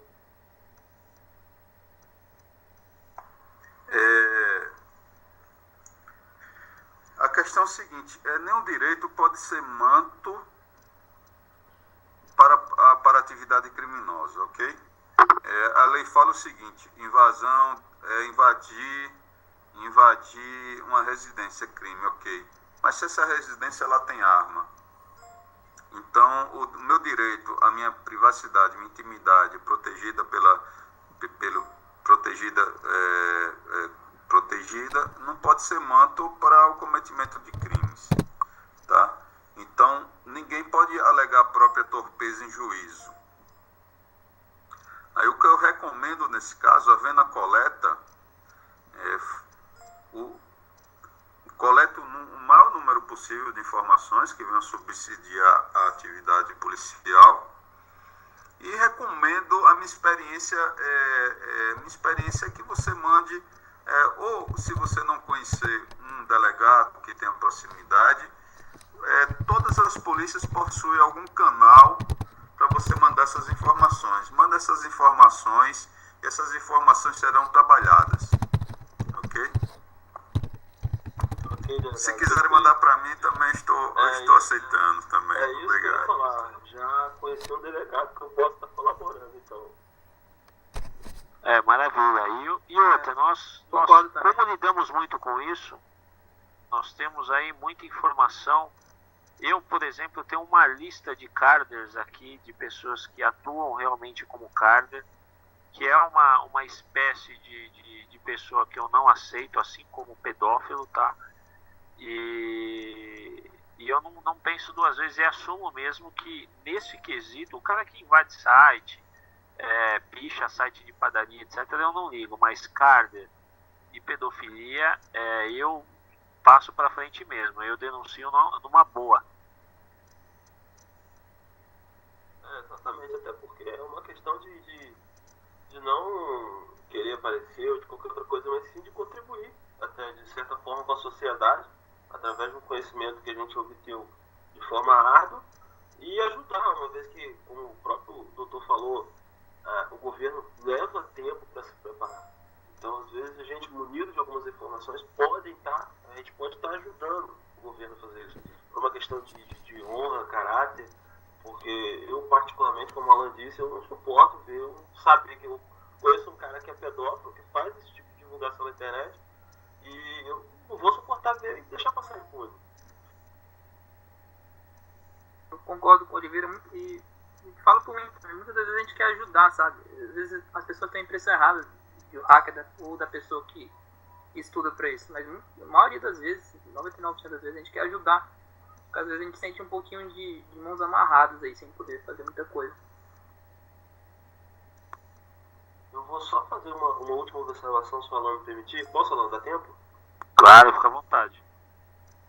Lá no começo, meio que no começo, a gente tratou de assuntos, a gente abordou bastante sobre empresa, sobre a tecnologia da empresa, sobre o que pode, o que não pode. Eu já sou gestor de TI há um tempo, mais ou menos uns 5 anos de empresas grandes, e eu vou falar como, assim, eu sei que tem sysadmins aí, que tem pessoas que tomam conta, sejam proativos.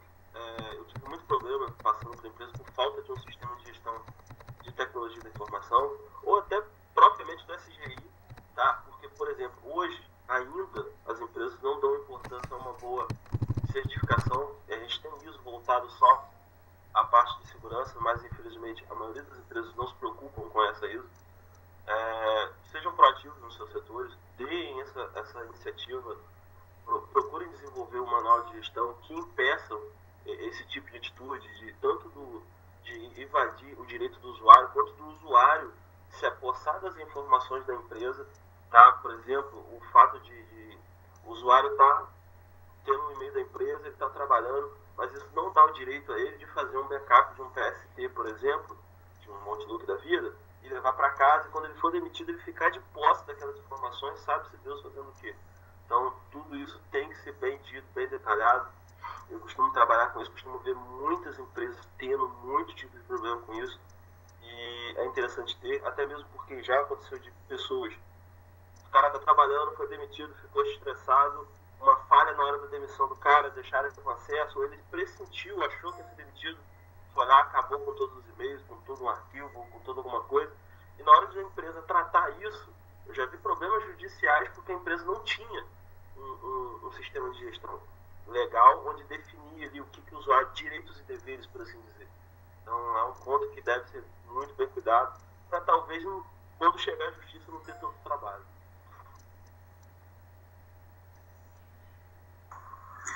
A política de segurança da informação da empresa é primordial. Ela vem proteger a BNT que diz duas coisas importantes. É o cliente, não é? Dar o que o cliente pode e o que o cliente pode pagar, não é, né? A gestão da qualidade. E também a questão da segurança da informação. A empresa, o maior produto dela é a informação, é para a sua propriedade, a sua produção intelectual. Eu estou com um fato também apurando onde aconteceu isso. A pessoa trabalhou muitos anos na empresa e de repente ela saiu, mas deixou um carinha lá instalado. Esse carinha instalado, ela teve acesso passado algum tempo. Ela, além de ter informações sensíveis sobre licitações, preços, etc., ele, além de coletar todas essas informações, ele ao final apagou tudo. Então, para a empresa se recuperar disso, vai demorar muito e gastar muito. Então, o que eu mais vejo é que as empresas hoje estão despertando, mas já foi pior. Pouco se preocupam com a segurança da informação e só vem a se preocupar quando sofre no bolso, mas quando sofre no bolso é muito mesmo. Então, para se recuperar fica difícil. O que a gente percebe são pessoas que chegam para a gente desesperadas. Por exemplo, agora eu tenho uma pessoa que foi cooptada, ele era designer, ele foi chamada pelo concorrente e levou toda a carteira de clientes, e além de levar toda a carteira de clientes, na qualidade de designer, ele levou tudo que a empresa tinha produzido. E mais, a empresa ganha não tanto com a produção do móvel, que é a empresa de móveis residenciais, ela ganha também com a manutenção. Então ele levou a carteira, ele levou toda a carteira de clientes, ele levou todos os projetos e está assediando, já conseguiu retirar vários vendedores dessa empresa e está assediando os clientes dela. Então isso é um claro exemplo de espionagem industrial.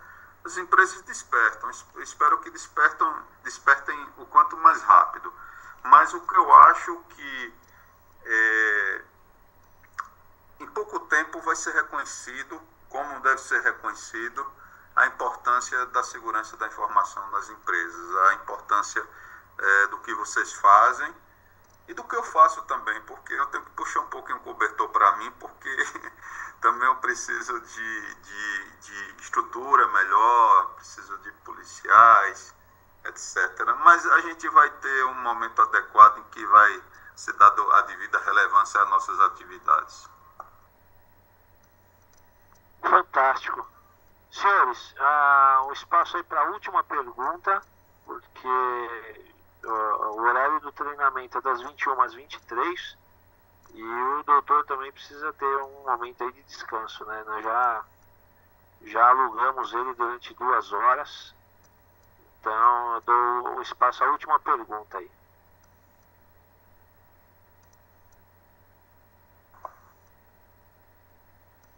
Ninguém? Bom, maravilha. Doutor, se você quiser disponibilizar aí o seu Facebook para a galera, Skype, e-mail, o que você achar melhor.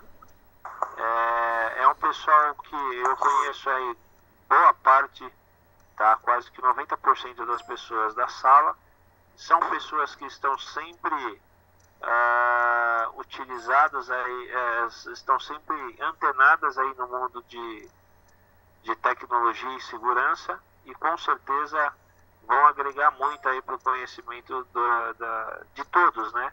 É uma troca de conhecimento importantíssima. Nós, do lado aí hacking, e o senhor aí do lado aí da legislação. E acho que essa apresentação aí que o senhor efetuou sanou a dúvida de muita gente, principalmente da minha. Certo? O Arthur fez uma pergunta aí para entrar em contato com a polícia sobre crimes digitais, qual que é o melhor canal?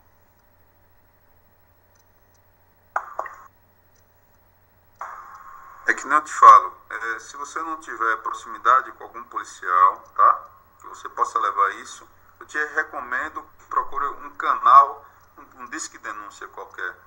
Eu acho que é mais interessante. Aí eu não falo mais nem como delegado, tá? Eu falo como colega aqui nesse grupo. É mais interessante interessante e mais producente, ok? Porque no momento que você entrega pessoalmente a uma pessoa que você não conhece, você perde o controle daquilo, não é verdade? Então, se você não conhece o policial, procura um canal oficial. Procura o site da Secretaria de Segurança, Disque Denúncia, manda para lá.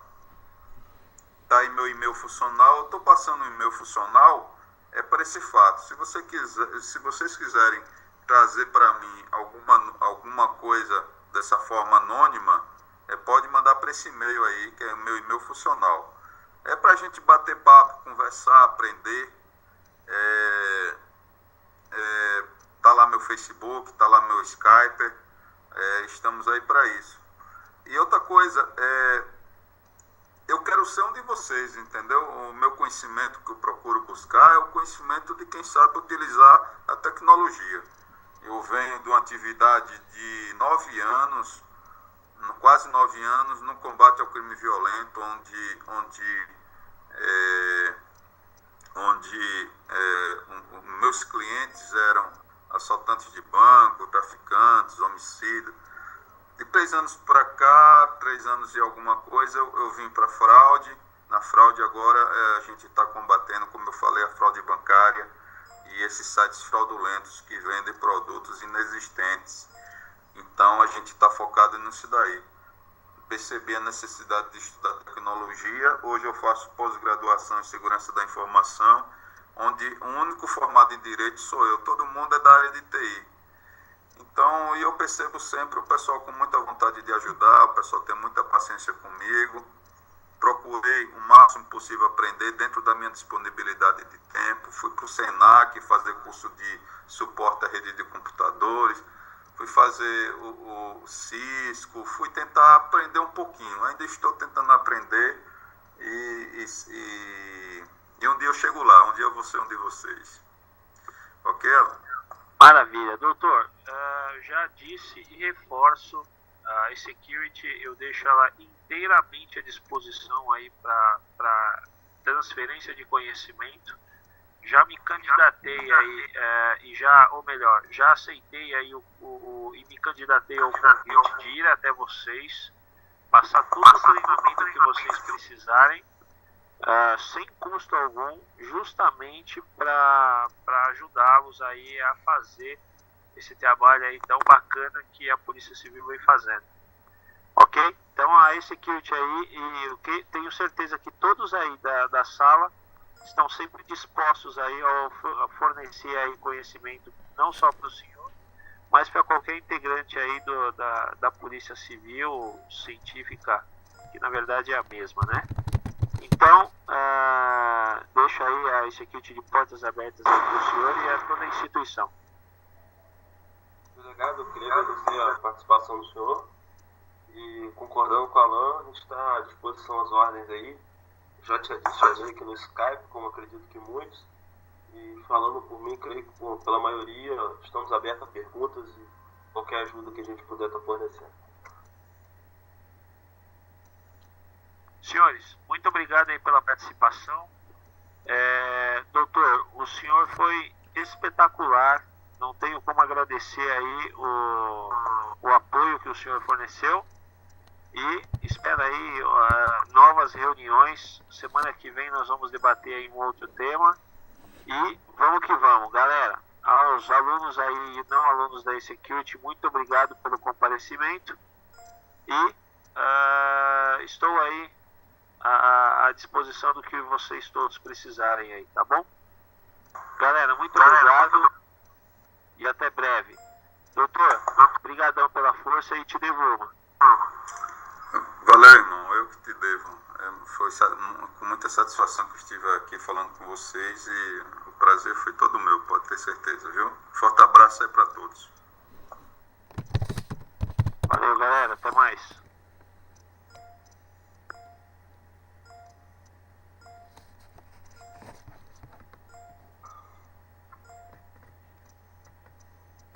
User disconnected.